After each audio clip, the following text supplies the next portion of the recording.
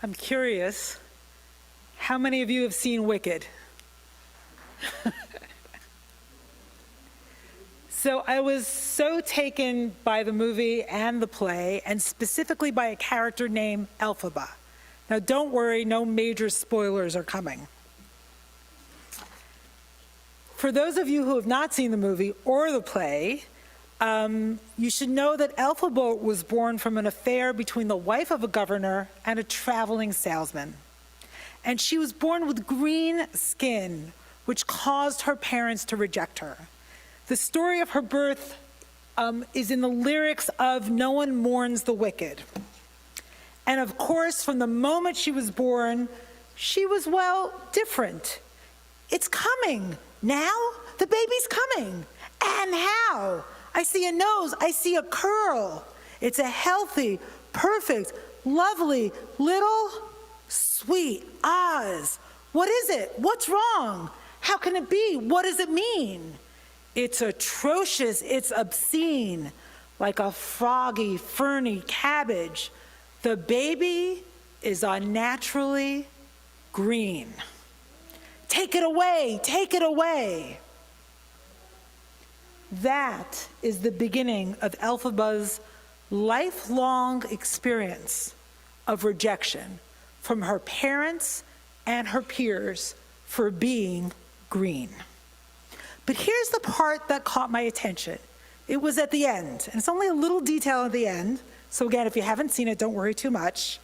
But when Elphaba is running away from the bad guys, she leaps through a window in a palace, and she begins to plummet towards her death. But here's what saves her. She sees, at this point she's, I don't know, what would you say, 16, 17, 18, all right. She sees herself as a child and reaches her hand towards the child that she was. When the two join hands, she begins to rise, to soar. Empowered, she flies into the unknown. And part 2 is coming. Elphaba reaches out and catches her past self. When I saw this, I thought about something I had learned recently from a brain science educator whose name is Sarah Payton. She said this in an interview. Anyone ever hear of her here? No, okay, good. If you're interested in some links, I will send them to you. She says, and I quote, and I kind of roughly transcribe this interview, "When people have been abandoned, they want the person who originally abandoned them to come back, to rescue them. They don't want to turn back to themselves and try to help the person within that was abandoned.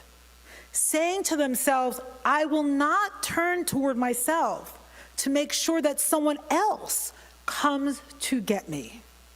End quote.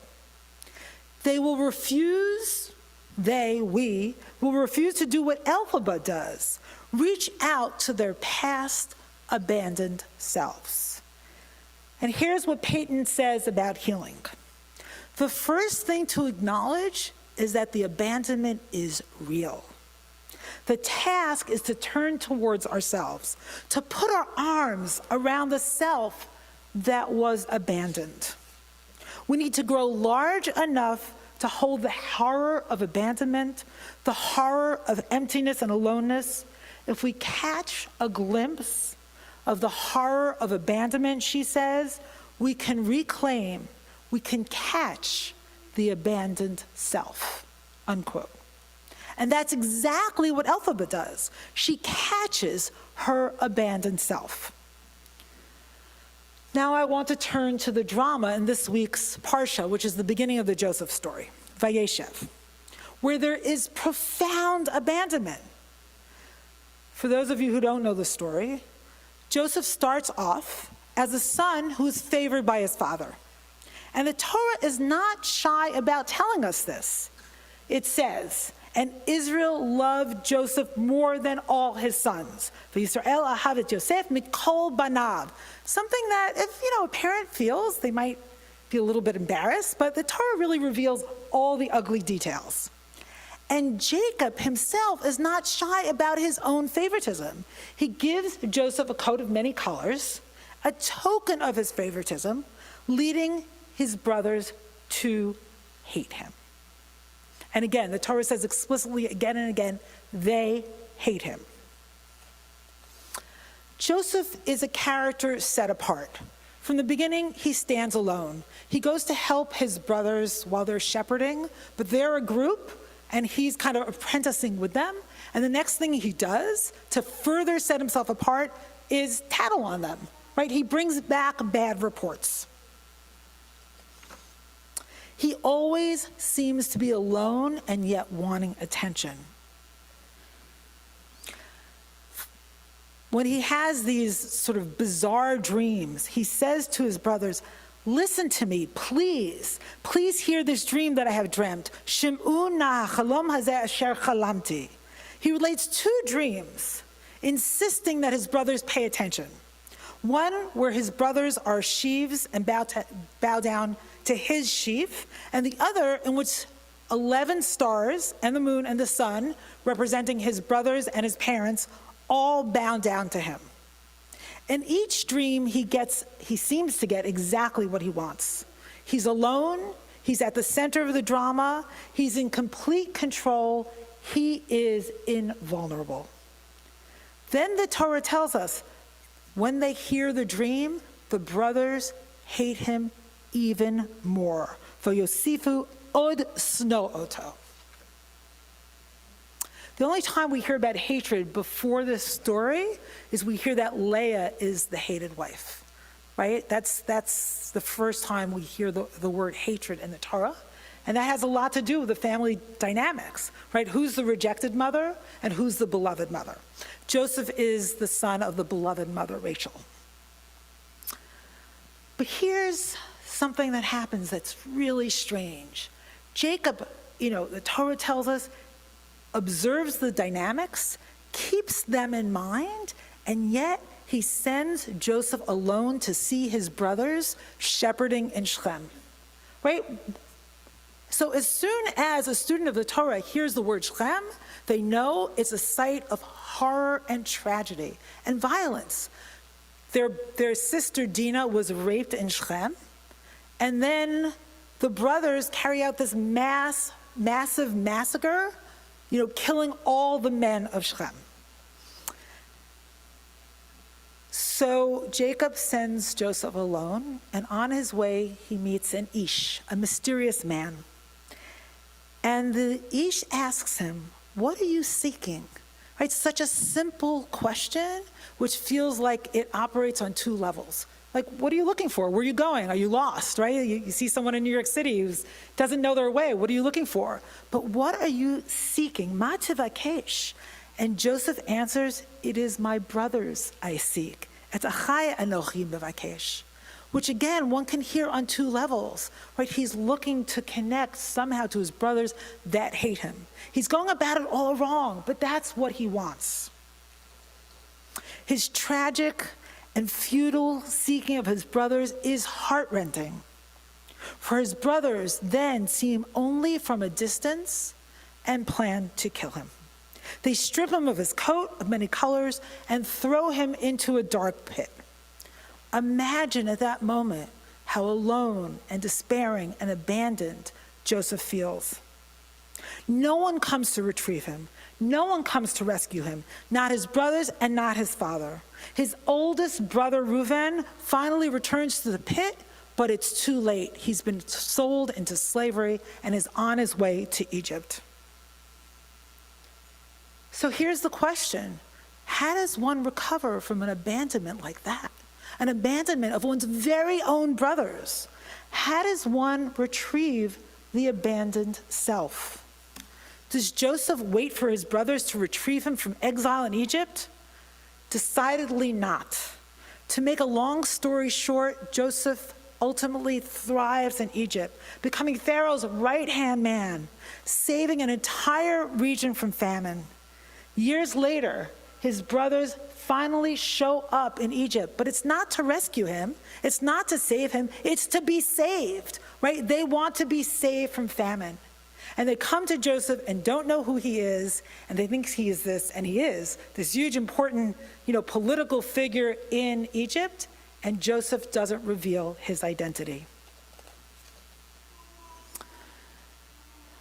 If we think about Sarah Payton's wisdom, we find that what Joseph does first is feeling the horror of what happens to him. It is said again and again, 8 times, that he cries. Right? No other figure in the whole Torah cries as much as Joseph. Once his brothers arrive, he cries and he doesn't stop. Perhaps his crying indicates exactly what Sarah Payton is talking about. He finally feels the horror of what happened to him. He doesn't only know it, right, cognitively, consciously, but he lets the knowledge sink into his body and he cries. And maybe he even feels the cumulative pain of Genesis, generations of favoritism, of jealousy, of hatred between brothers. This is not a light book. He is the one for whom it finally lands. It lands in his heart and it lands in his body. He cries and he cries and he cries and he cries and he cries and he cries and he cries and he cries. The rabbis teach us in the Midrash that once Jacob dies, and the brothers, all of them, were returning from burying their father, Joseph actually visits the pit that he was thrown into. He actually pays an homage to the pit of abandonment. And what does he do when he gets there? He says a blessing. He says a blessing for the miracle that occurred to him in that place. Why a miracle? Because it set him upon a journey in which he saved the life of an entire population of people in a certain region and also saved his family. Maybe the rabbis are really onto something here. Maybe this is Joseph's Elphaba moment. He goes back and visits his abandoned self in the pit, reaching out a hand, so to speak, to his younger self, and becoming complete again, becoming whole, uniting with his younger self, and maybe with his brothers as well. And there's one more retrieval I want to tell you about. Before the Israelites leave Egypt, what do? They take Joseph's bones with them, which maybe was also a way of saying, we abandoned you once, but not this time. Because freedom means claiming all of who we are, all the abandoned parts of ourselves, and all the abandoned people in our own community, stretching out a hand back in order to go forward, and then emerging free to rise, to soar on eagle's wings, to be empowered as a people. In carrying out Joseph's bones, the Israelites are finally claiming Joseph as their own. He's been reunited with his brothers, what he has been seeking all along. May we all be blessed to seek and find ourselves. May we all be blessed to seek and find one another, to raise ourselves and one another from the dark pit of despair. In these dark days leading to Hanukkah, may we be blessed with the courage of connection.